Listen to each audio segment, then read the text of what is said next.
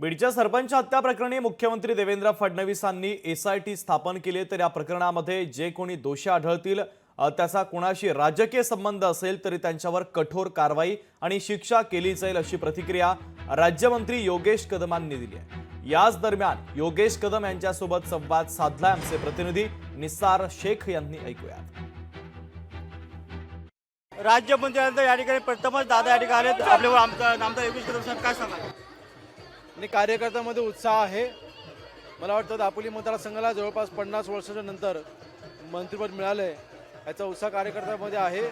खेड तालुक्याला अर्थातच रामदासभाईंच्या रूपाने एक महाराष्ट्राचा एक बलाढ्य नेता मिळाला, त्यांच्यामार्फत अनेक मंत्रिपद आम्ही पाहिली, इथल्या शिवसैनिकांनी पाहिली, युतीच्या कार्यकर्त्यांनी पाहिली। परंतु आज सन्माननीय शिंदे साहेबांनी जी संधी दिली आहे, नक्कीच ती संधी दिल्याबद्दल सर्वप्रथम त्यांचे आभार मानतो, सन्माननीय देवेंद्रजी फडणवीस साहेबांचे आभार मानतो। आणि खास करून ग्रामीण भागाच्या विकासाच्या दृष्टीने महत्त्वाची खाती राज्यमंत्रीपदाच्या मार्फत मला मिळालेली आहेत। नक्कीच या पदाला न्याय द्यायचा माझा प्रयत्न असेल। आता आपण पाहिलं तर बीडच्या सरपंचाची हत्या जी आहे तो एक प्रकरण गाजते आणि तुम्ही अधिवेशनामध्ये होतात, काय सांगाल? मला ऑलरेडी देवेंद्र फडणवीस साहेबांनी IG लेवलच्या अधिकाऱ्यांच्या अध्यक्षतेखाली SIT स्थापन केलेली आहे, लाईन चौकशी देखील स्थापन केलेली आहे।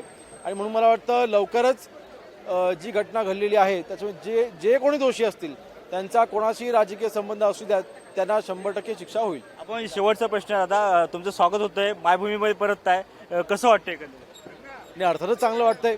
आज कार्यकर्त्यांच्या चेहऱ्यावरचा आनंद पाहून मनामध्ये समाधान होतंय की ज्याकरता कार्यकर्ते झटत असतात,